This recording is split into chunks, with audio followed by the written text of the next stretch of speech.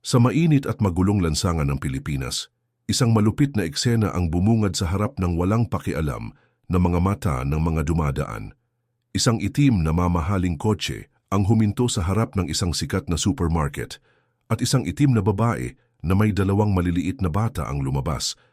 Magkahawak kamay pa rin, nalilito, hindi maintindihan ang dahilan ng biglaang lamig.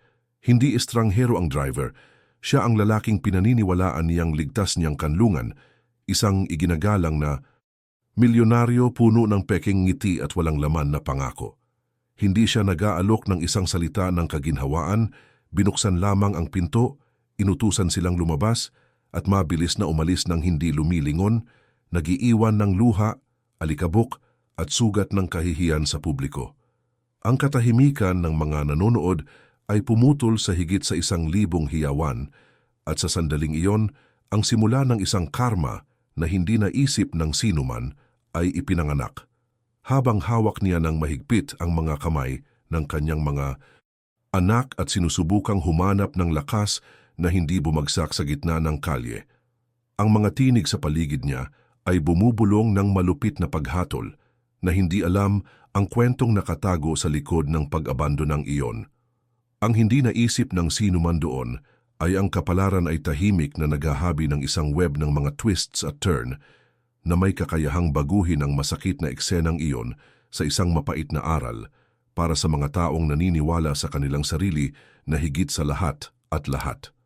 Ang milyonaryo na ligtas sa kanyang kawalan ng parusa ay hindi pa rin alam na ang presyo ng pagmamataas ay laging may di nakikitang interes at kapag nagising ang karma, walang makakatakas sa mabigat na kamay nito. Mag-iwan ng like, subscribe at panoorin hanggang sa dulo dahil ang kwentong ito ay magbibigay sa iyo ng goosebumps. Nagsisimula ang kwento sa ilalim ng nagniningas na araw ng Maynila kung saan ang buhay ay gumagalaw sa hindi pantay na bilis sa pagitan ng mga salamin na skyscraper at mga sikat na pamilihan na nababalutan ng mga makukulay na tarps. Sa gitna ng panlipunang kaibahan na ito, tumayo siya. Isang itim na babae na may tahimik na kagandahan na ang lakas ay tila mas malaki kaysa sa kanyang sariling kahinaan. Kasama ang kanyang 2 maliliit na anak na laging nasa tabi niya, tinahak niya ang buhay sa paniniwalang nakatagpo siya ng proteksyon sa mga bisig ng isang maimpluwensyang milyonaryo, isang lalaking nagmamay-ari ng marangyang itim na kotse na nakatayo sa mga lansangan na puno ng mga tricycle, jeepney at street vendors. Sa mata ng kapitbahayan, siya ang mapalad na nakamit ang ibang kinabukasan, isang taong dahil sa pag-ibig ay napunit mula sa pagiging simple upang mamuhay sa mundo ng mga gintong pangako. Ngunit ang walang nakita ay sa likod ng marmol na dingding at tinted na mga bintana, may malupit na katahimikan at matatalas na tingin. Naniniwala siya na ang pag-ibig ay maaaring baguhin ang pagmamataas sa pangangalaga, na ang kayamanan ay maaaring maging pagbabahagi, na ang katayuan sa lipunan ay hindi magiging hadlang sa katapatan ng isang puso. Naalala niya ang mga unang beses na hinanap siya nito. Palaging nagpapakita ng kapangyarihan, palaging napapalibutan ng sapilitang paggalang. Sa tabi niya, pakiramdam niya ay maliit siya, ngunit naniniwala siyang ito ang kabayaran para sa pag-alok sa kanyang mga anak ng mas magandang buhay. Ilang gabi siyang nagdarasal, humihiling sa Diyos na maging himala niya ang lalaking ito, ang matibay na lupa kung saan siya makapagtatayo ng tahanan. Ilang pilit ng ngiti ang itinatago niya sa kanyang dibdib upang hindi ipakita sa kanyang mga anak na ang mga pangako ay hindi sinamahan ng lambing. Ang bawat malamig na salita ay nilalamon sa katahimikan. Ang bawat malupit na kilos ay binibigyang katwiran sa loob niya bilang isang pasanin na kailangan niyang pasanin upang mapanatiling magkasama ang pamilya. Ngunit ang buhay ay hindi nagpapatawad ng mga ilusyon at maaga o huli ang inamel ay palaging nagsisimulang pumutok. Ang mga palatandaan ay naroon. Ang paghamak kapag binabanggit niya ang kanyang mga panaginip, ang matagal na pagliban, ang mapagmataas na tingin na patuloy na nagpapaalala sa kanya na sa kanyang puso, hindi siya magiging higit sa isang disposable stepping stone. Gayunpaman, kumapit siya sa ideya na ang mga bata ay karapat-dapat sa katatagan, na ang presensya ng isang ama, kahit na malayo at malamig, ay mas mabuti kaysa sa ganap na kawalan. Nagpagulong-gulong ako sa pagitan ng sugatang pagmamataas at bulag na pag-asa, sa paniniwalang ang bawat araw ay magiging simula ng pagbabagong hindi kailanman dumating. Ang kanyang mga anak na napakabata para maunawaan ay namuhay sa mundo gaya ng nararapat sa mga bata. Nakangiti nang makatanggap sila ng ice cream, namamangha sa murang mga laruan na ibinebenta sa mga lansangan, natutulog sa mga leather na upuan ng kanilang itim na kotse, na walang kamalay-malay, na sa loob nila ay isang kwento ng tahimik na sakit ang ginagawa. Pinanood niya silang matulog at inisip na ang kanyang buhay ay katumbas ng bawat kahihiyan dahil ang pagprotekta sa kanilang pagtawa ay ang kanyang pinakamalaking layunin. Ngunit sa kaibuturan, alam niyang may paparating, isang bagay na mabigat at hindi maiiwasan, tulad ng mga tropikal na bagyo na bumabagsak ng walang babala sa lungsod. At ang tahimik na premonisyon na ito ay sumabay sa kanya sa bawat pintig ng puso. Ang araw na sumabog ang katotohanan ay nagsimula tulad ng iba pa. Ang itim na kotse ay kumikinang sa araw. Ang mga saradong bintana ay nagtatago sa lamig ng driver nito at siya ay naniniwala na siya ay papunta sa isa pa sa kanyang maraming pampublikong pagpapakita kasama niya.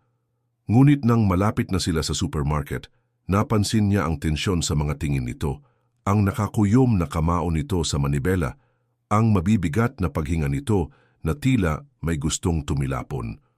Bumibilis ang tibok ng puso niya, na parang ang instinct ay sumisigaw ng babala na ayaw tanggapin ng dahilan. Ang kanyang mga anak, inosente, ay humagigig sa backseat, humihingi ng kendi at mga laruan, hindi kailanman naisip na ang paglalakbay na ito ay hindi magtatapos tulad ng lahat ng iba. At sa sandaling iyon, na nasuspinde sa pagitan ng takot at pag-aalinlangan, naramdaman ng babae na ang kanyang buhay ay malapit ng gumuho ng hindi na maibabalik. Ang itim na kotse, na dating sumisimbolo ng proteksyon, ngayon ay tila isang salamin na kabaong na nagdadala sa kanya sa hindi inaasahang pamamaalam.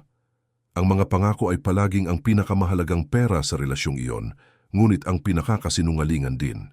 Alam na alam niya kung ano ang sasabihin para makuha ang pag-asa nito, mga salitang tila matatamis na himig sa gitna ng ingay ng mahirap na buhay, na alam niya bago siya makilala. Ipinangako niya sa kanya na hinding-hindi gugustuhin ng kanyang mga anak ang anumang bagay, na magkakaroon sila ng dekalidad na paaralan, mga mamahaling laruan, at mga paglalakbay na naiisip lamang nila. Ipinangako niya sa kanya ang isang disenteng tahanan na siya ay tratuhin tulad ng isang reyna, na hindi na siya muling mag-aalala tungkol sa mga overdue na bayarin o mga gabing walang tulog na nag-aalala tungkol sa hinaharap. Ngunit sa bawat pangako na binitawan niya, isang piraso ng kanyang kaluluwa ang napunit ng mapagtanto niya na ang lahat ng ito ay walang laman na usapan, na nag-ensayo upang panatilihing kontrolado siya. Naalala niya ang simula, noong pinaniniwalaan pa niya ang bawat salita. Ang milyonaryo kasama ang kanyang kahangahangang presensya ay nagsabi na ang kanyang buhay sa wakas ay magkakaroon ng kahulugan sa kanyang tabi. Nagsalita siya tungkol sa pag-ibig, sa kinabukasan, sa mga magagandang plano. Naniwala siya marahil dahil sa pangangailangan, marahil dahil sa pananampalataya, marahil sa pag-asa na maibigay sa kanyang mga anak ang buhay na dati niyang pinapangarap. Ngunit ang mga buwan ay naging taon, at kung ano ang konkreto ay hindi ang mga pangako na tinupad, ngunit ang mga pagliban. Imbes na nasa tabi nila, mas pinili niya ang mga gabi sa mga kasino, ang mga marangyang hapunan kasama ang mga kaibigan na hinding-hindi siya makakasama sa kanilang mga mesa, ang mga babaeng dumating at umalis sa kanyang buhay na parang disposable accessories. Ang bigat ng mga nasirang pangakong ito ay nahulog hindi lamang sa kanya, kundi pati na rin sa kanyang mga anak na unti-unting napansin ang mga pagkakaiba. Nakita nila ang kanilang iba pang mga magulang na nakikilahok sa maliliit na milestone ng pagkabata at ang kanila, kahit na pisikal na naroroon minsan, ay palaging malayo sa puso. Ilang beses na ba siyang nagsinungaling para protektahan ang mga bata? Ilang beses na ba siyang gumawa ng mga dahilan para bigyang katwiran ang kanyang pagliban sa mga kaarawan, pagtatanghal sa paaralan o kahit na simpleng hapunan ng pamilya? Ang pinakamalaking sakit ay makita ang tahimik na tanong sa kanilang mga inosenteng mata, bakit wala siya? Sa bawat hindi natutupad na salita, isang hindi nakikitang peklat ang tumubo sa kanyang puso. Ito ay hindi lamang ang kawalan ng material na mga bagay o ang kawalan ng pagmamahal. Ito ay ang kahihiyan ng pagkakaroon ng paniniwala na ang isang makapangyarihang tao ay tunay na nagmamalasakit. Sa kanyang pag-iisa, naalala niya ang mga pagkakataong nakiusap siya na mas dumalo, ang mga panahong tahimik siyang umiiyak sa mga banyong marmol. Itinatago ang kanyang sakit upang hindi matakot ang mga bata. Ang mga pangako ay naging mga tanikala na nagkulong sa kanya sa isang bilangguan ng hindi natutupad na mga inaasahan. At pagkatapos ay mayroong pinakamasakit na pangako sa lahat na hindi niya ito pababayaan. Ang pariralang ito ay umalingaw-ngaw sa kanyang isip na parang multo. Sa tuwing nararamdaman niya ang bigat ng kawalang interes, pinaniwala niya ito na sa kabila ng tahimik na pagtataksil at patuloy na panlalamig, mananatili siya sa tabi nito. Ngunit, sa kaibuturan ko, nasira na ang pangakong iyon bago niya binuksan ang pinto ng kotse sa supermarket. Ang karma, na tahimik, ay nagsimula na sa kanyang paglalakbay noon. Itinatala ang bawat kasinungalingan, bawat pag-iwan, bawat luhang nilamon sa dilim. Hindi nakakalimutan ng universo ang mga salitang itinapon sa hangin, at sa malaot madali, lahat ay babalik ng may paghihiganti. Ngunit siya, na nabulag pa rin ng pag-ibig, ay kumapit sa hibla ng mga pangako tulad ng isang taong humahawak sa isang marupok na sanga sa isang bagyo. Ang hindi niya alam ay malapit nang maputol ang sanga na ito at kasabay nito ay mahuhulog hindi lamang ang kanyang pag-asa, kundi pati na rin ang maskara ng lalaking nagsasabing mahal siya. Ang mga kahihiyan ay hindi kailanman dumating na may mga sigaw, sampal o iskandalo. Sila ay tahimik, matalas at kalkulado, tulad ng hindi nakikitang mga kutsilyo na dahan-dahang humihiwa. Naramdaman ng babae ang paghamak na nagkukunwaring kabaitan, ang malamig na tingin na nagpabawas sa kanya sa harap ng mga estranghero, ang paraan ng pagwawalang bahala ng kanyang boses sa mahahalagang pag-uusap. Sa mga marangyang hapunan, kinuha niya ito para lamang sa hitsura, ngunit hindi niya ito pinahintulutang magsalita ng labis, palaging pinuputol ang kanyang mga pangungusap na may isang mapagmataas ng ngiti na parang sinasabi sa mundo na siya ay walang iba kundi isang dekorasyon sa tabi niya. At siya, sa paglunok ng kanyang kahihiyan, ay nanatiling tahimik upang maiwasan lamang na mapukaw ang tahimik na galit na alam niya. May mga pagkakataong naganap ang kahihiyan na lingid sa paningin sa loob ng 4 na dingding ng isang mansyon na napakalamig para tawaging tahanan. Darating siya ng huli, lasing sa kapangyarihan, at mag-iiwan ng mga makamandag na komento tungkol sa kanyang pinagmulan, kulay ng balat, at kung gaano siya kaswerte na makasama siya. Bawat salita ay isang kadena na nagbigkis sa kanya ng mas malalim sa katahimikan.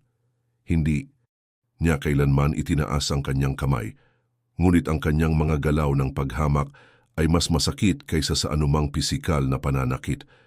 Ang pagwawalang bahala ang kanyang piniling sandata, at ito ay pumatay ng dahan-dahan na nag-alis sa kanya ng kanyang pagtitiwala, sa kanyang pagpapahalaga sa sarili, sa kanyang kagalakan. Ang mga bata, inosente man sila, ay hindi sinasadyang mga saksi sa maliliit, araw-araw na pagkamatay na ito. Ilang beses na ba nilang nakitang umiyak ang kanilang ina sa sulok ng sala habang nagdadahilan sa kanyang inasal? Ilang beses na ba nilang narinig ang pagsara ng mga pinto na sinundan ng matinding katahimikan na tila multo sa loob ng bahay?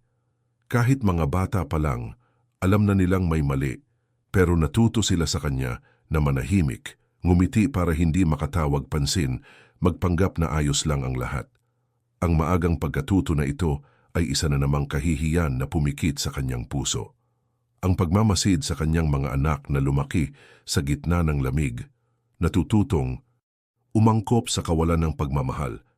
At may mga araw na ginawa niya ang punto ng pagpapakita sa kanya tulad ng isang tropeyo, ngunit pagkatapos ay itinapon siya sa lupa na may mga salitang hindi naririnig ng sinuman.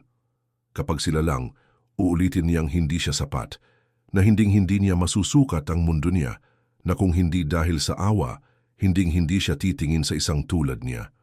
Ang mga parira lang ito, na paulit-ulit na parang distilled poison, ay humubog ng matinding katahimikan sa loob niya hanggang sa puntong naniwala siyang maaaring totoo ito. Siguro wala talaga siya bago siya. Ngunit ang hindi niya alam ay ang bawat kahihiyan na itinanim niya ay isang binhing dinidiligan ng tadhana, mga binhing sisibol ng panahong iyon sa anyo ng karma.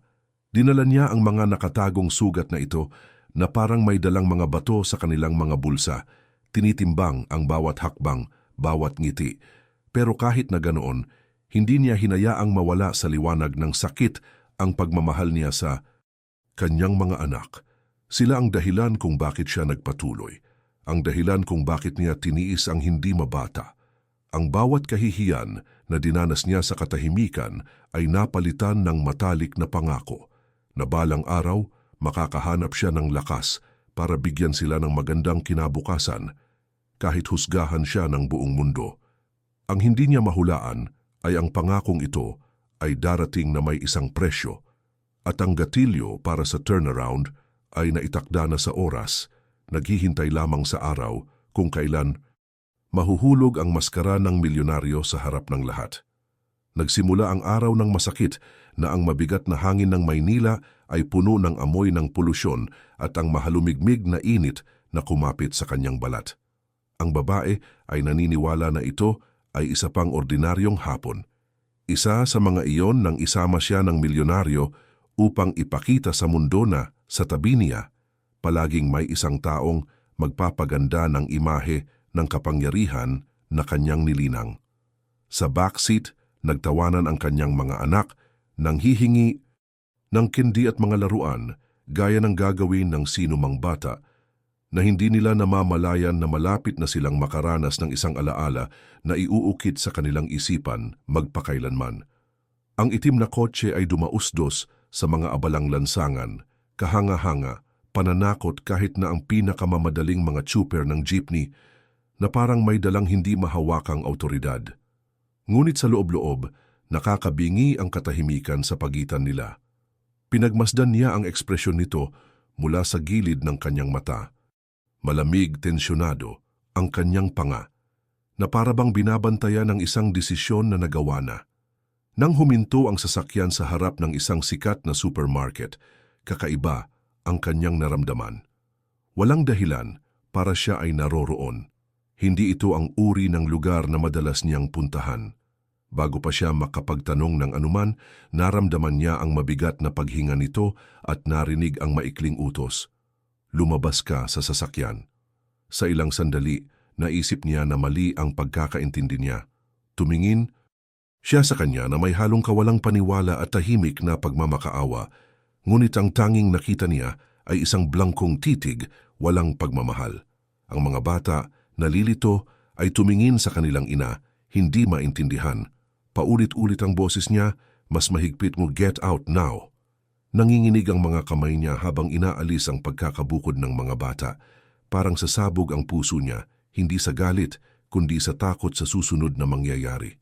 Pagbukas ng pinto, naramdaman niya ang mainit na hangin sa kalye na parang suntok, at biglang ang kaibahan sa pagitan ng luho ng kotse at ng basag na semento na sahig ng supermarket ay tila isang hindi malulutas na kalaliman. Hinawakan niya ng mahigpit ang mga kamay ng kanyang mga anak at lumabas.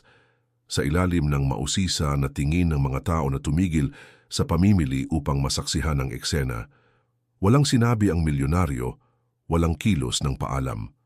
Pagkasara pa lang ng pinto ay pinabilis niya ng husto ang sasakyan, tanging alikabok at alingaw-ngaw ng pagtanggi ang naiwan.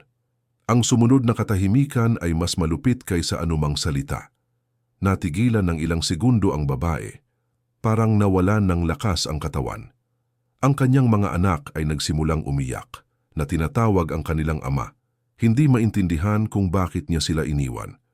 Nagbulungan ang mga tao sa paligid, ang iba ay tahimik na tumawa, ang iba naman ay nakatingin lang ng may awa. Ang bigat ng kahihiyan ay bumagsak sa kanya na parang ipo-ipo. Walang paliwanag na ibibigay, walang katwiran para sa pampublikong pag-abandona na ito. Ang natitira na lang ay ang matigas na lupa, ang nakapapasong init at ang kaalaman na siya ay itinapon bilang walang halaga. Huminga siya ng malalim, pinipigilan ang mga luha, sinusubukang humanap ng lakas na hindi masira sa harap ng mga bata. Idiniin niya ang maliliit nilang kamay sa kanya at bumulong, magiging okay din. Ngunit sa loob-loob niya, hindi siya makapaniwala sa sariling boses. Parang gumuho ang mundo sa kanyang harapan at ang bawat mapanghusgang tingin sa kanyang paligid ay parang isang batong ibinabato sa kanyang dignidad. Ang eksena na tahimik na nakaukit sa mga puso ng mga naroroon ay maaalala ng marami bilang isang palabas ng paghamak, ngunit para sa kanya, ito ang tiyak na pagkawasak sa pagitan ng nakaraan at hinaharap. Mula sa sandaling iyon, wala ng mga pangako, wala ng mga ilusyon. Ang natitira na lang ay ang matigas, masakit na katotohanan ng pag-iisa sa dalawang anak sa gitna ng mga estranghero na tumingin sa kanya ng may habag at paghamak. Ang hindi niya alam ay ang kapalaran, tahimik at walang humpay ay nagsisimula ng sumulat ng isang punto ng pagbabago ng napakalalim na gagawin nitong peklat ng kapangyarihan ang sakit na iyon. Umalis ang itim na kotse, ngunit dala nito ang huling maskara ng isang lalaki na naniniwala sa kanyang sarili na higit sa karma. Sinabi ni ChatGPT, ang kalungkutan pagkatapos na iwanan ay hindi lamang pisikal. Ito ay isang bukas na sugat na pumipintig sa bawat sandali ng mainit na hapong iyon. Habang ang ugong ng makina ay nawala sa malayo, tanging ang hindi komportable na katahimikan ang nananatili sa gitna ng mga iyak ng mga bata at mga bulong ng mga nakamasid. Huminga ng malalim ang babae, sinusubukang panatilihin ang kanyang dignidad sa harap ng isang hindi nakikitang madla na hinuhusgahan siya ng matalim na mga tingin. Ngunit sa loob niya ay nakaramdam siya ng pagkawasak. Ang mundo ay tila naging isang disyerto sa gitna ng isang mataong lungsod at ang semento na sahig sa harap ng supermarket ay naging isang yugto para sa hindi maibabalik na kahihiyan. Kumapit sa kanya ang kanyang mga anak na parang natatakot na maiwan din sila at sa simpleng kilos na iyon napagtanto niyang wala na siyang pagpipilian. Kailangan niyang maging matatag kahit na wala siyang lakas. Sa nanginginig na mga hakbang, nagsimula siyang maglakad ng walang patutunguhan sa mataong mga lansangan. Ang mga batang lalaki ay pagod na kumalas, nagtatanong kung bakit sila iniwan ng kanilang ama.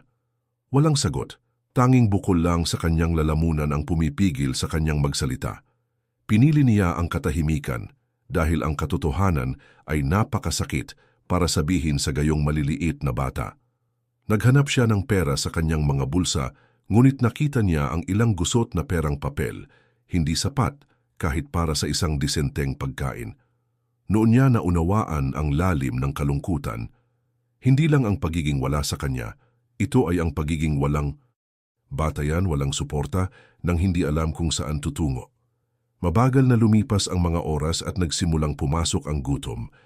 Pumunta siya sa isang maliit na kalapit na convenience store at bumili ng kung ano ang kaya niya, isang pakete ng murang cookies at isang bote ng tubig.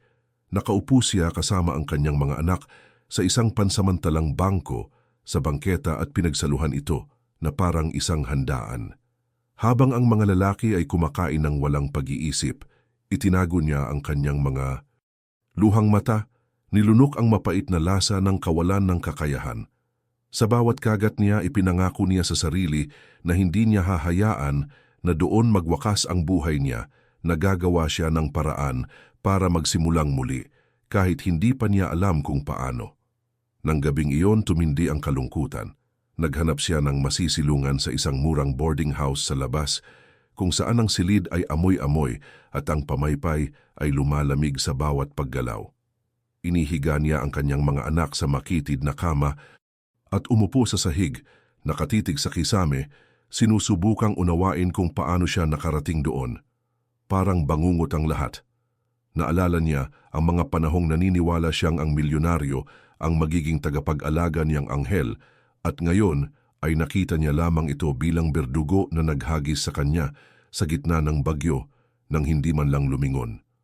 Sumakit ang kanyang puso, ngunit sa loob nito ay nagsimulang mamulaklak ang isang maliit na kislap ng lakas. Ang kalungkutan ay malupit, ngunit nagbubunyag din. Sa unang pagkakataon sa mahabang panahon, wala na siyang di nakikitang mga kadena na nagbubuklod sa kanya sa mga maling pangako. Para siyang hubot-hubad sa harap ng mundo, ngunit malaya sa kulungan na hindi niya namalayang nakakulong na siya. Masakit pa rin at masakit na hindi katulad ng dati. Ngunit may bumulong sa kanyang loob na simula ngayon, iba na. Wala nang puwang para sa mga ilusyon, para lamang sa pakikibaka. Kinaumagahan, nagising siya sa tunog ng lungsod na buhay. Nabusina, tawag ng mga nagtitinda, nagmamadaling yabag. Tiningnan niya ang kanyang mga anak na natutulog pa. Ang kanilang mga mukha ay payapa sa kabila ng hindi komportabling gabi at nagpasya na kailangan niyang bumangon. Ang kalungkutan ay hindi magiging wakas. Ito ang magiging simula ng isang daan na tinatahak na ng tadhana sa mahiwagang paraan nito. Ang pag-abandona sa harap ng supermarket ay hindi lamang isang mapait na alaala, ngunit ang eksaktong punto kung saan nagsimulang gumana ng tahimik ang karma. At lingid sa kanyang kaalaman, ang parehong kahungkagan na dumudurog sa kanya ay malapit ng maging puwang na kailangan para sa katarungan ng oras na umunlad. Ang paghatol ng iba ay marahil kasing malupit ng mismong pag-abandona. Sa Pilipinas, kung saan ang buhay ng mga tao ay nag-uugnay sa pagitan ng mga pamilihan, kapitbahayan at makipot na lansangan na puno ng mapagbantay na mga mata, walang sino man ang hindi napapansin.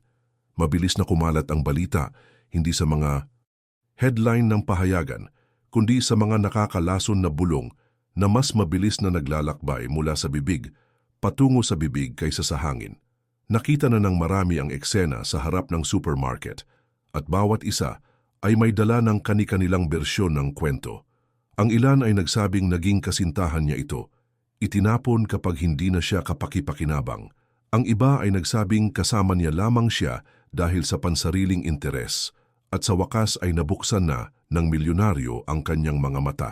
Iilan, napakakaunti, ang nangahas na makita ang halata na narito ang isang babae na ginawa ng mali, pinahiya sa harap ng lahat at ang kanyang sakit ay hindi nararapat na gawing panoorin. Naging mabigat ang bawat hakbang sa kalye. Nang tumawid siya sa kapitbahayan upang maghanap ng murang tinapay, naramdaman niya ang mga mata na nakadikit sa kanyang likod, na parang mga dagger na hindi nakikita. Nagbulungan ang mga babae sa isa't isa, tahimik na tumawa ang mga lalaki at maging ang mga matatanda na dapat sana ay nakaramdam ng habag, ay tumingin sa kanya ng may paghamak, na tila siya ang may kasalanan sa kanilang sariling kasawian. Para bang ang lipunan ay nagpasya na hindi siya nararapat maawa, na dapat niyang taglayin ang marka ng pagtanggi ng mag-isa. At ang bigat na ito ay naaninag pa sa kanyang mga anak na nagsisimula ng mapansin na iba ang tingin sa kanila ng kanilang mga kaedad, na para bang sila rin ang may kasalanan sa isang bagay na hindi nila naiintindihan. Sa bawat paghuhukom na natatanggap niya, nadudurog siya.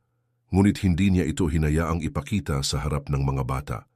Pilit ang kanyang ngiti, ngunit ito lamang ang tanging sandata na mayroon siya laban sa mundo na nagmarka sa kanya ng isang buhay na pagkakamali.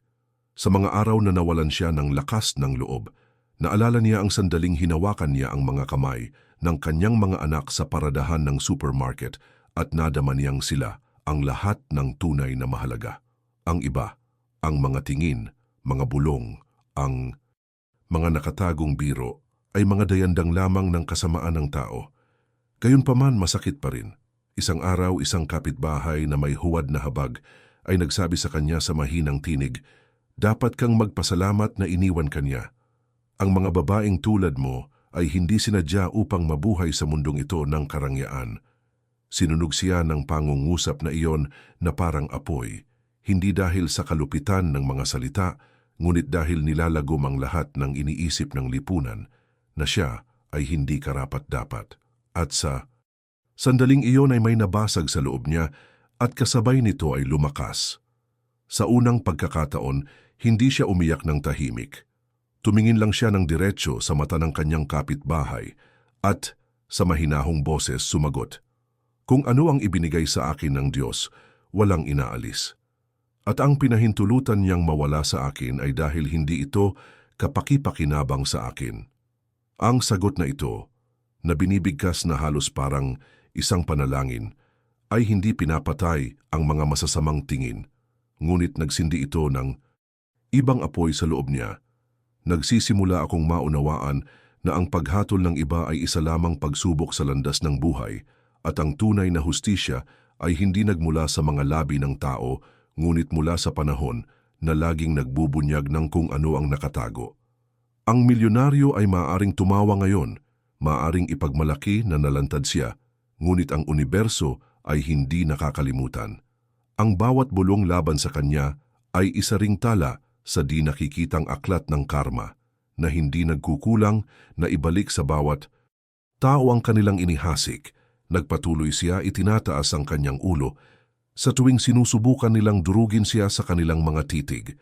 Masakit, oo, ngunit ito rin ang nagpalakas sa kanya, sapagkat sa kaibuturan ng kanyang kalooban, nagsisimula na siyang matanto na ang buhay ay naghahanda ng isang bagay na mas malaki, at ang kahihiyan sa publiko balang araw ay magiging buhay na patunay ng kanyang tahimik na tagumpay. Ang mga puso ng mga bata ay ang pinakamarupok, ngunit ang pinakanababanat na bahagi ng buong trahedya. Hindi nila naintindihan kung bakit ang kanilang ama, ang lalaking kumakatawan sa lakas at awtoridad sa kanila, ay basta na lamang isinara ang pinto at umalis nang hindi lumilingon. Ang mga batang lalaki na napakabata pa para maunawaan ang kalupitan ng buhay ay nagdadala ng mga tanong na hindi masagot ng kanilang ina. Sa gabi, kapag nakahiga sila sa masikip na silid ng boarding house na kanilang pansamantalang tinutuluyan, ang isa sa kanila ay malumanay na umiiyak at nagtatanong, "Mami, may nagawa ba tayong mali?" Ang pariralang iyon ay tumusok sa kanyang puso na parang may lason na palaso. Paano niya maipapaliwanag na hindi nila kailanman kasalanan, na ang pagkakamali ay hindi nakasalalay sa kanilang maliit na pag-iral, ngunit sa pagmamataas ng isang lalaking walang kakayahang magmahal ng totoo? Sa maghapon, sinubukan niyang gambalain ang kanyang mga anak sa mga simpleng laro. Dinala niya sila sa parke, hinayaan silang habulin ang mga kalapati at pinagtawanan ang kanilang mga tawa na para bang gamot ito sa sarili niyang kaluluwa.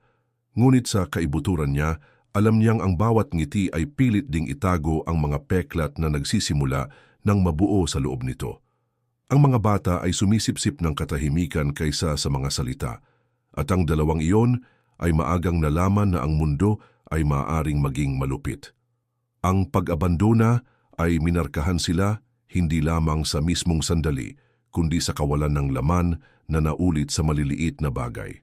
Ang kawalan ng yakap ng ama, ang pagkawala ng tingin nang makita nilang kumpleto ang ibang mga pamilya, ang hindi komportabling katahimikan sa mga gabing iniisip nila kung babalik pa ba ang kanilang ama. Determinado siyang protektahan ang mga puso ng kanyang mga anak. Nagsimula siyang lumikha ng maliliit na salaysay upang mabawasan ang sakit. Sinabi niya na ang kanilang ama ay masyadong abala sa negosyo o baka isang araw ay pumunta siya sa kanila. Ngunit ang mga mata ng mga bata ay may kalinawan na nawala. Ang mga matatanda at kahit na walang pagtatanong, alam nilang iba ang katotohanan.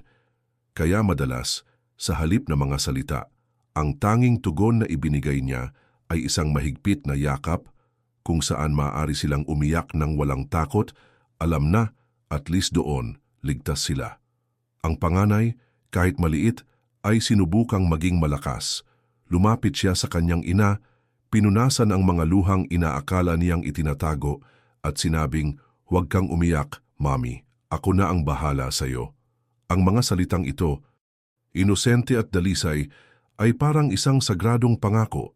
Hindi pa alam ng bata ang bigat ng kanyang sinasabi, ngunit sa loob niya ay nagising ang apoy ng pagtutol. Kung ang kanyang mga anak ay handang lumaban sa tabi niya, hinding-hindi niya hahayaan na ang pag-abandona ang maging wakas ng kanilang mga kwento. Ang mga sugatang puso ng mga bata ay naging gatong din ng pag-asa.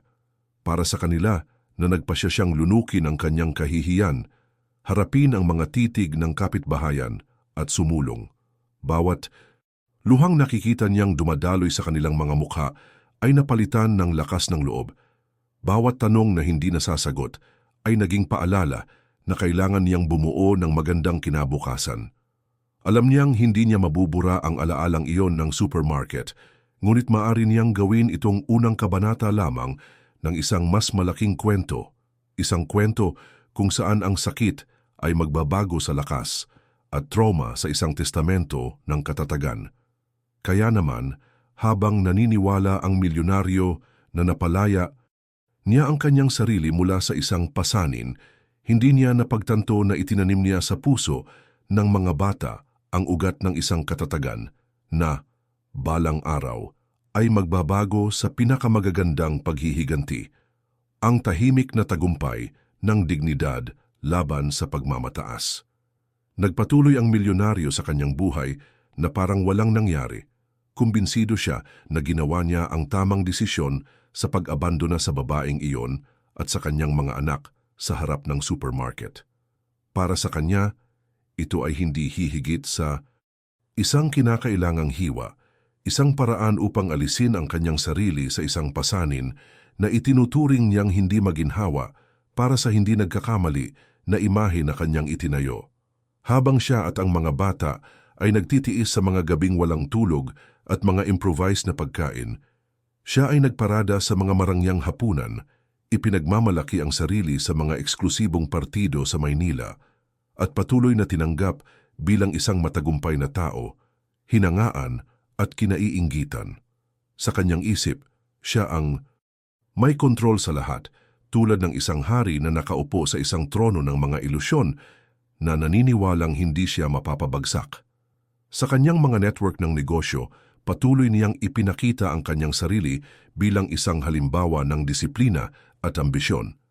Nagsalita siya tungkol sa mga tagumpay, pamumuhunan, at kung paano niya nalaman kung paano gumawa ng tamang mga desisyon upang mapanatiling lumago ang kanyang kapalaran. Sa pinakamataas na lipunan, ipinakita niya ang kanyang sarili sa tabi ng mga kababaihan na itinuturing siyang isang premyo, na para bang kayang burahin ng kanyang kayamanan ang kanyang kalamigan. Sa bawat ngiti na ipinapakita sa mga larawan at mga toast na nakataas sa mga basong kristal, lalo niyang pinalalakas ang ilusyon ng tagumpay. Para bang sa sandaling iyon, nakalimutan ng universo ang kanyang malupit na mga pagpipilian, ngunit hindi siya binabaliwala ng buhay. Ang tila isang tagumpay ay, sa katunayan, isang mapanlinlang na kalmado lamang bago ang bagyo. Tawa. Siya nang tawa sa mga mamahaling restaurant, hindi niya namalayan na ang bawat tawa ay umalingaw-ngaw, walang laman. Wala siyang pakialam sa sakit na kanyang naiwan, sa paniniwalang ang luha ng kanyang asawa at mga anak ay hindi kailanman matimbang sa kapangyarihang hawak niya. Dahil sa bulag na kumpiyansa na ito, lalo siyang naging mayabang. Nang may maingat na binanggit ang iskandalo sa supermarket, kibit-balikat ang isinagot niya na para bang sinasabing dapat siyang makontento sa nakuha niya. Naniniwala ang milyonaryo na ang kanyang tagumpay ay nakasalalay sa pag-alis sa kanyang sarili sa tinatawag niyang kahinaan, mga relasyon, responsibilidad, pag-ibig. Ngunit halos hindi niya napagtanto na ang mga hindi nakikita, hindi nasasalat na mga elemento na ito ang nagpapanatili ng tunay na kadakilaan. Habang hinuhubad niya ang kanyang sarili sa mga ito, lalo siyang naging walang laman, bagamat na natili siyang napapaligiran ng karangyaan. Sa sandaling iyon, pinalakpakan siya ng mundo ngunit ang kapalaran ay nagsisimula ng ihanda ang backstage ng kanyang pagbagsak. Ang kabalintunaan ay malupit. Mas naniniwala siya na siya ay nagtatagumpay. Mas mabilis siyang tumungo sa bangin. Nagsimulang magpakita ng maliliit na bitak ang mga negosyong tila hindi mahipo. Ang mahahalagang pakikipagsosyo ay pilit. Ang mga kontrata ay malamig na muling nakipag-usap at ang mga karibal ay tahimik na lumago sa anino ng kanyang pagmamataas. Gayunpaman, wala siyang nakita dito na bulag ng sarili niyang kawalang kabuluhan. Patuloy niyang ipinarada ang kanyang itim na sasakyan sa mga nag-iilaw na daanan ng Maynila na para bang siya ay hindi magagapi, walang kamalay-malay na hindi na siya nagmamaneho sa isang tuwid na linya, ngunit sa patuloy na humihigpit na mga bilog na humahadlang sa sarili laban sa kanyang sariling kapalaran. Samantala, ang babaeng nalantad at napahiya ay nagsimulang tahimik na muling isilang. At tiyak na sa kaibahang ito na hanap ng buhay ang katarungan nito. Ang huwad na tagumpay sa isang panig at ang pamumulaklak ng tunay na lakas sa kabilang panig. Naniniwala ang milyonaryo na siya ay nanalo, ngunit ang universo ay nakangiti ng palihim. Inihahanda ang sandali na ang lahat ng itinuturing niyang solid ay guguho sa kanyang mga kamay. Ang simula ng tahimik na pag-ikot ay hindi dumating na may isang putok, ni may anumang engranding mga palatandaan na maaaring agad na maramdaman. Ito ay maingat, halos hindi nakikita, tulad ng isang bitak na lumilitaw sa mamahaling salamin at dahan-dahang kumakalat, hanggang sa sandaling ang lahat ay nabasag ng sabay-sabay. Para sa milyonaryo, ang mga araw ay patuloy na tila normal. Mga partido, mga deal sa negosyo, mabilis na paglalakbay sa Singapore, mga pulong sa mga maimpluwensyang tao. Ngunit sa likod ng ningning nagsimulang lumitaw ang maliliit na anino, isang malaking kontrata na tila garantisadong nakansela ng walang paliwanag. Ang isang kasosyo na dating tapat ay nagsimulang tahimik na lumayo. Ang mga matatapang na pamumuhunan na palaging nagdadala ng kita ay biglang nagsimulang bumuo ng mga hindi inaasahang pagkalugi. Tinawag niya itong malas o sandali na malas. Maliit na hinala na ito ang simula ng isang hindi maiiwasang ani. Samantala, ang babae ay gumagalaw sa ibang direksyon. Nahihirapan pa rin, ngunit pinalakas ng kanyang pagmamahal sa kanyang mga anak. Nagsimula siyang kumuha ng mga kakaibang trabaho. Gumawa siya ng mga homemade sweets para ibenta. Tumulong sa mga gawain ng mga kapitbahay at unti-unti, ang maliit na kinikita niya ay nagbigay daan sa kanya na makapagbigay ng pagkain at simple, ngunit malinis, na damit para sa kanyang mga anak na lalaki.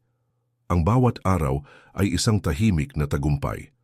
Nanatili pa rin ang mapanghusgang tingin, ngunit hindi na siya sinasaktan ng mga ito gaya ng dati.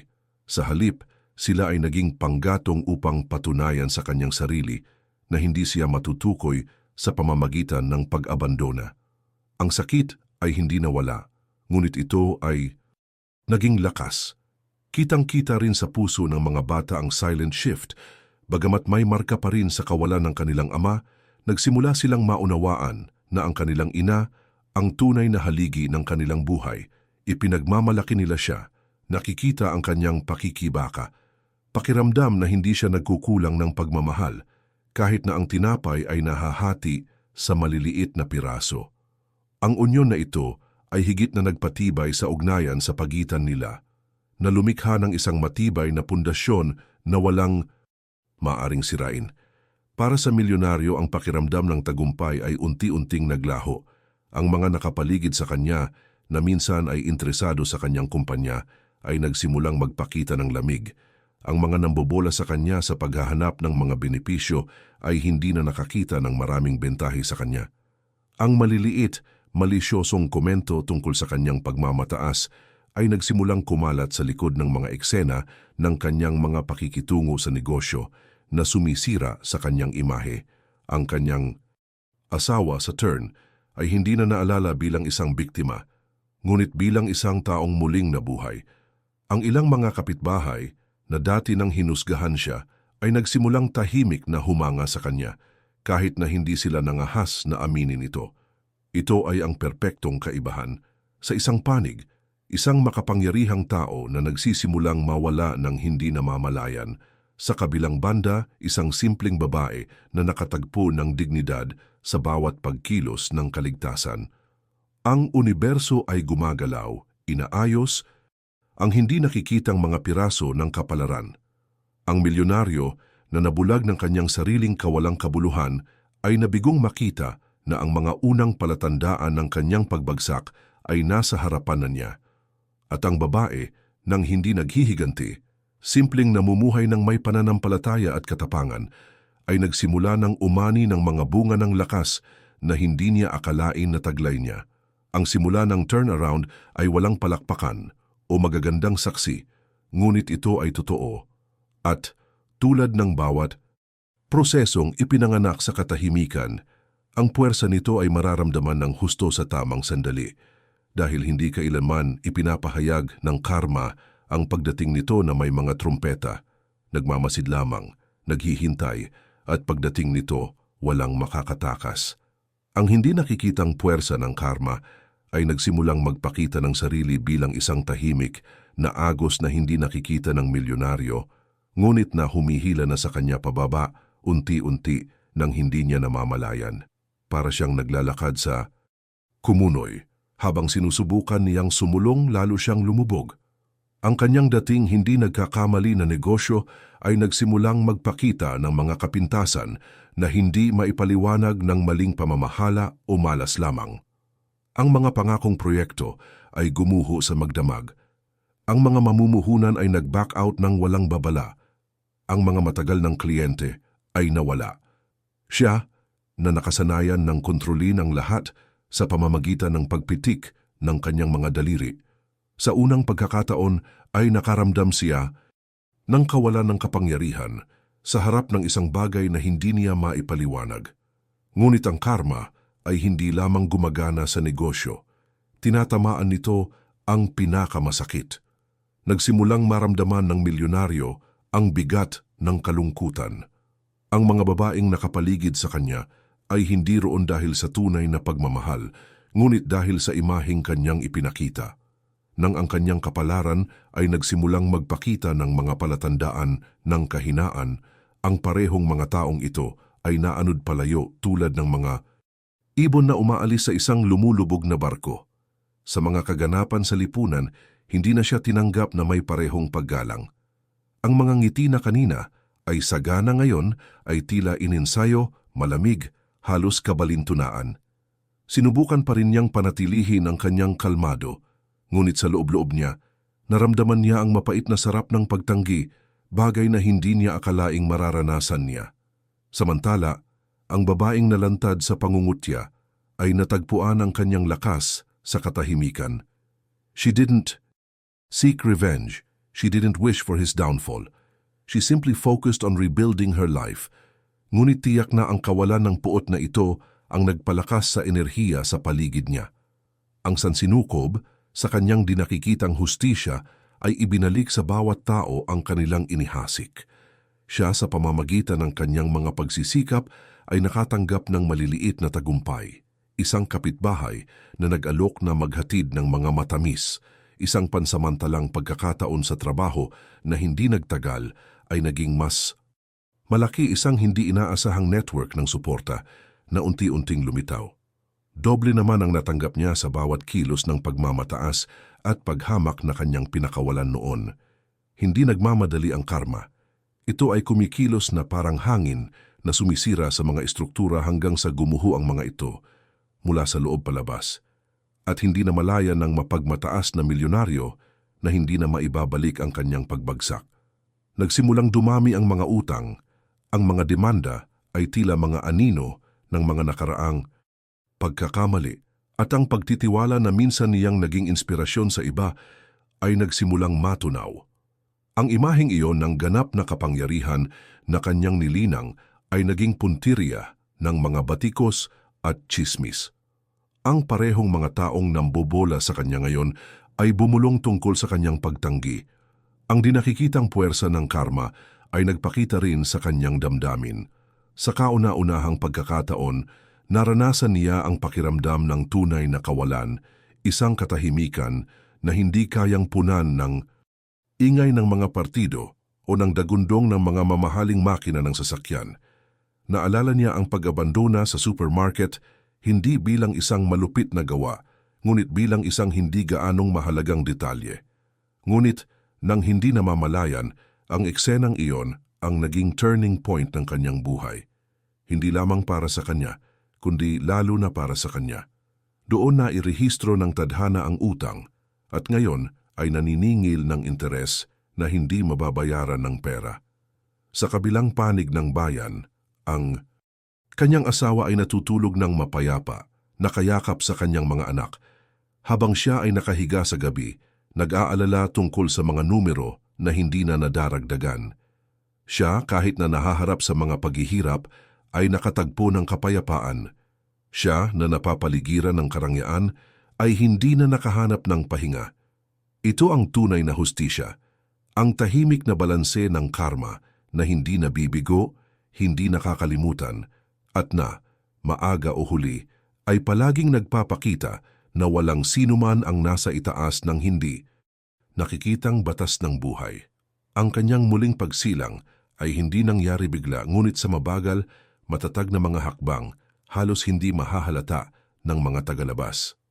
Matapos ang gabing iniwan siya kasama ang kanyang mga anak sa harap ng supermarket, tila imposibleng isipin na muli siyang ngingiti ng totoo. Ngunit ang buhay, sa kanyang mahiwagang paraan, ay nagtanim ng maliliit na buto sa kanyang landas.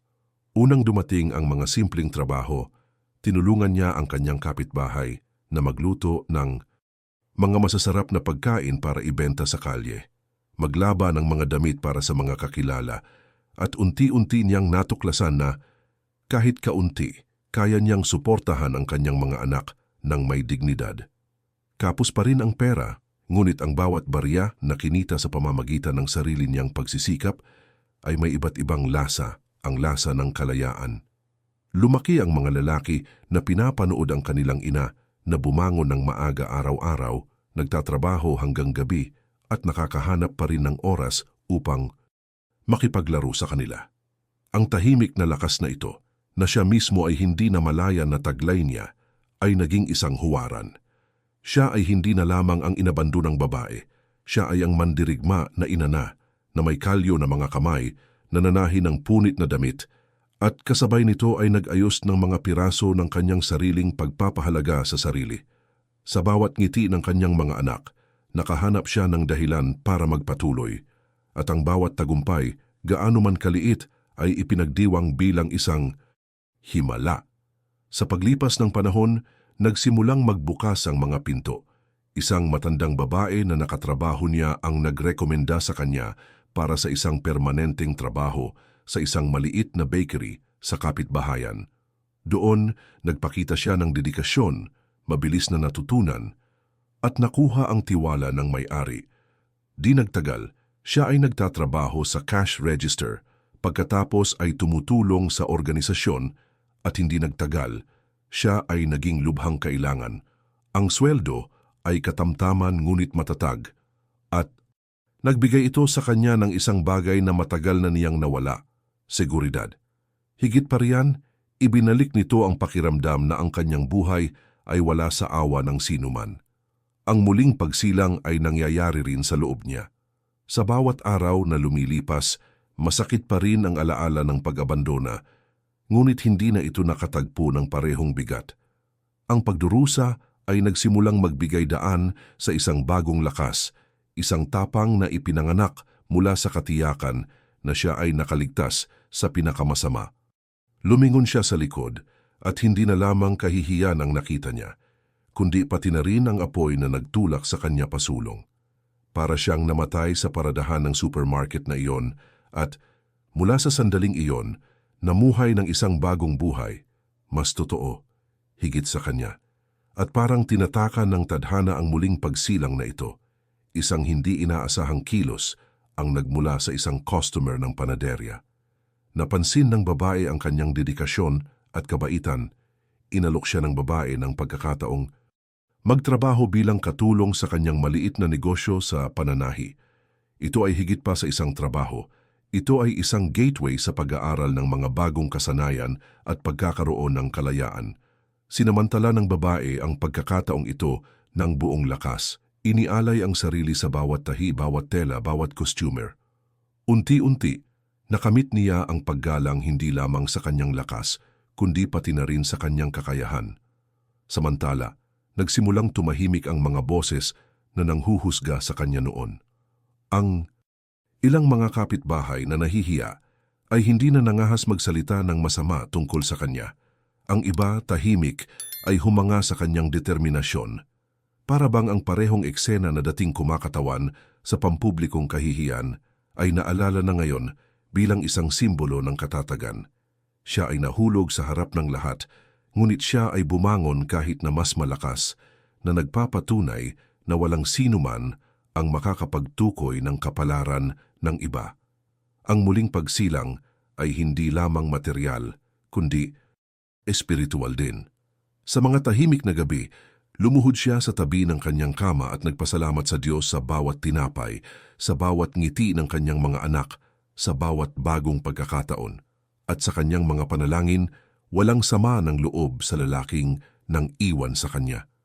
May katiyakan lamang na ang oras na ang bahala sa lahat, dahil naunawaan na niya ang kanyang tagumpay ay hindi sa pagmamasid sa kanya na nagdurusa, ngunit sa patuloy na pamumuhay, muling pagtatayo ng kanyang buhay at pagpapakita sa kanyang mga anak na ang dignidad ay hindi kailanman maaalis sa mga taong piniling lumaban.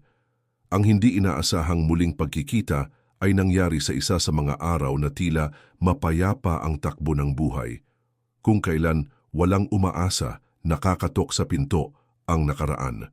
Lumipas na ang mga taon mula ng iwanan, at ang babae na ngayon ay mas malakas at mas matahimik ay lumakad kasama ang kanyang mga anak na nasa hustong gulang, pumunta sa palengke na may parehong dignidad ng isang taong natutong mamuhay sa kung ano ang mayroon siya.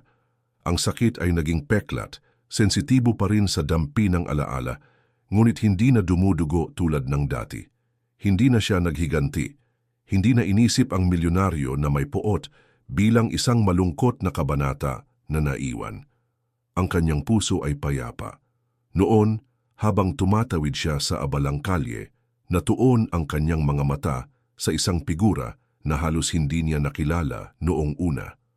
Ang lalaking minsang nagparada sakay ng mga mamahaling sasakyan na papaligiran ng mga sikopan, ngayon ay naglalakad sa simpleng damit na wala ang tingin, bumagsak ang mga balikat. Ang dating untouchable millionaire ay wasak. Ang kanyang mga negosyo ay isa-isa na nabigo. Ang kanyang mga utang ay natambak at ang kanyang mga dating kaibigan ay naglahong parang usok sa unang palatandaan ng kahinaan. Wala na siyang mga driver para buksan ang mga pinto o champagne para i-toast ang kanyang mga tagumpay. Ang natitira na lang ay ang bigat ng sarili niyang kayabangan na ngayon ay napalitan ng kahihiyan. Nakita niya siya, at sa sandaling nagtagpo ang kanilang mga mata, tila nag-freeze ang oras. Sa isang sandali, ang mga tungkulin ay binaligtad. Siya, na minsang nagparamdam sa kanya na hindi siya nakikita, ngayon ay nakatayo sa kanyang harapan. Nagmamakaawa kahit na tahimik para sa ilang pagkilala, ilang piraso ng dignidad. Ang kanyang mga anak, na ngayon ay mas mature, ay agad na nakilala ang mukha na minsan ay pinagmumulan ng sakit, ngunit walang iyakan, walang pagmamakaawa, tanging ang matatag na katahimikan ng mga taong natutong mabuhay nang wala siya. Sinubukan ng milyonaryo na magsalita. Ang kanyang boses ay sinakal, puno ng panghihinayang at kawalan ng pag-asa. Siya ay bumulong ng mga salita tungkol sa mga nakaraang pagkakamali, hindi malinaw na mga dahilan, mga pangako na siya ay nagbago. Ngunit walang sinabi ang makapagpapawi sa eksena sa supermarket o ang mga luhang iniwan niya sa bakas ng kanyang mga gulong. Ang babae ay nakinig sa kanya sa katahimikan. Ang kanyang mga mata ay panay, walang sama ng loob, ngunit walang awa. Dahil wala nang puwang sa loob niya para dalhin ang bigat ng walang kwentang damdamin. Ang mayroon siya ngayon ay lakas, kapayapaan, at katiyakan na ang kanyang buhay ay nakasalalay sa walang sinuman kundi sa kanyang sarili at sa Diyos. Ang kanyang katahimikan ay mas mahusay kaysa sa anumang sagot. Hindi na siya kailangang sigawan o ipahiya. Ang simpleng katotohanan na siya ay naroon, nakatayo, kasama ang kanyang malulusog na mga anak sa kanyang tabi, ay buhay na patunay na siya ay nanalo. Napagtanto naman ng milyonaryo sa sandaling iyon ang lubha ng nawala sa kanya. Hindi lang isang kapareha, kundi isang buong pamilya, isang pagkakataon na magmahal ng totoo, isang bagay na hindi kayang bilhin ng kahit anong halaga. Maaaring hindi na unawaan ng mga dumadaan ang bigat ng pagtatagpo na iyon, ngunit para sa kanilang tatlo, ang ina at mga anak sa isang tabi, ang nasirang lalaki sa kabilang banda, parang isinulat mismo ng tadhana ang eksenang iyon upang ipakita na walang hindi mapaparusahan sa buhay. Kung ano ang itinanim mo, iyong aanihin. Naghasik siya ng pagmamataas, paghamak at kahihiyan, at ngayon ay umaani siya ng kalungkutan at panghihinayang. Siya, na naghasik ng pag-ibig, sakripisyo at dignidad, ngayon ay umaani ng paggalang, kapayapaan at tahimik na tagumpay na ibinigay sa kanya ng panahong iyon. At walang sabi-sabi, hinawakan lang niya ang mga kamay ng kanyang mga anak at nagpatuloy sa kanyang paglalakad. Wala nang masabi dahil ang buhay ay nagsalita na para sa kanya.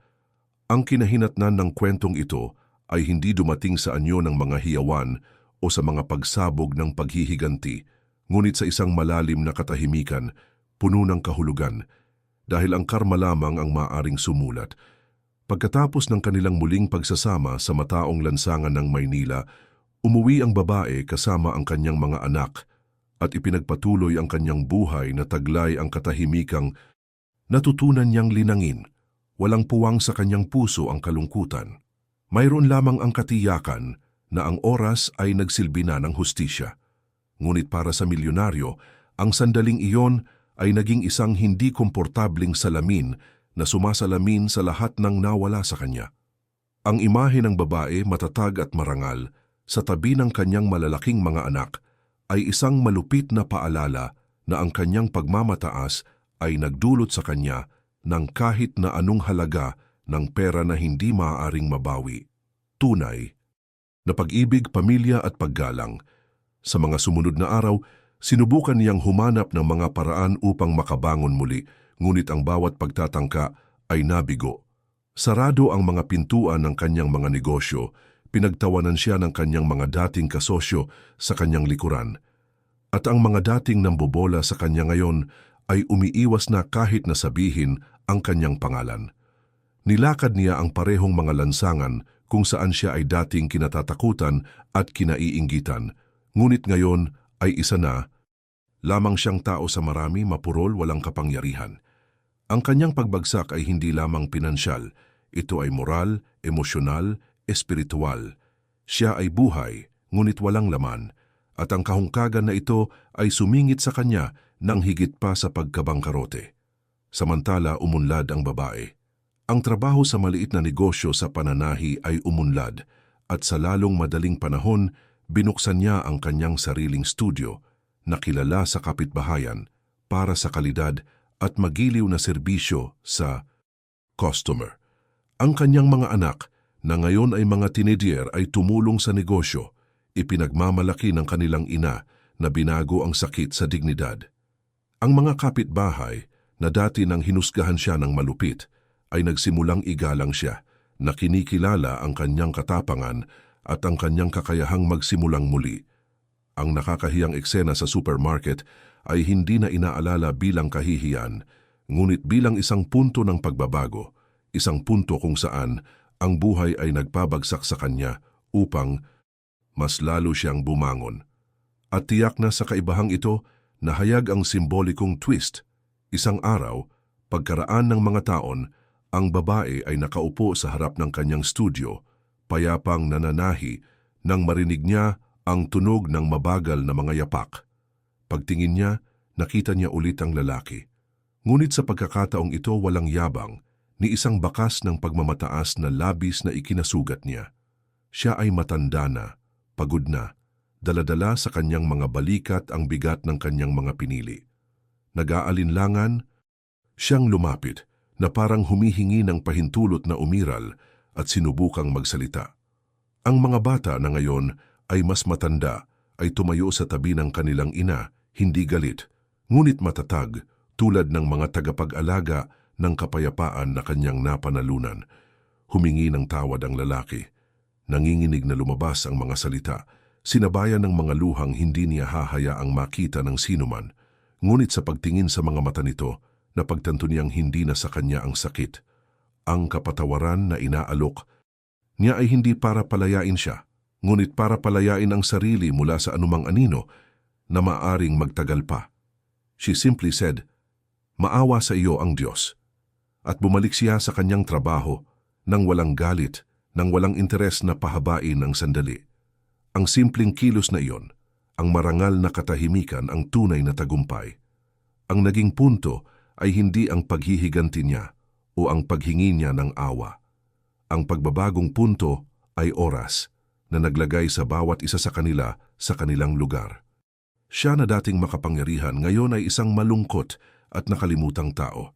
Siya minsan ay napahiya, ngayon ay isang halimbawa ng lakas at inspirasyon. Ang karma ay hindi nagdala ng ingrandeng mga salamin sa mata, bagkus ay inihayag ang katarungan sa pang-araw-araw na buhay. Ang dignidad na nagtitiis, ang pagbagsak na hindi mapipigilan ng sinuman, ang tadhana na walang sinuman ang makakatakas. At kaya, nagtatapos ang kwento na parang isang tahimik na eko sa mga lansangan ng Maynila. Ang mga nakakita sa kanya na nakalantad sa kahihiyan ay nakikita na ngayon ang kanyang paglalakad, na nakataas ang kanyang ulo, napapaligiran ng pagmamahal ng kanyang mga anak, at ang paggalang na kanyang natamo sa pamamagitan ng pagsusumikap. At ang mga dating tumawa sa kanyang sakit ngayon alam na sila tumawa masyadong maaga. Dahil sa buhay, kahit anong itanim mo, sooner or later, aanihin mo. At ang pag-aani, kapag ito ay nagmula sa mga kamay ng karma, ay hindi nakakaligtaan ang patutunguhan nito. Kung naantig ang iyong puso sa kwentong ito, mangyaring i-like ito, mag-subscribe sa channel, at ibahagi sa mga komento kung naranasan mo na o nasaksihan ang isang sandali na nagpakita ng kapangyarihan ang karma. Sama-sama tayong manalangin para sa katarungan at lakas para sa lahat ng dumaraan sa mga pagsubok.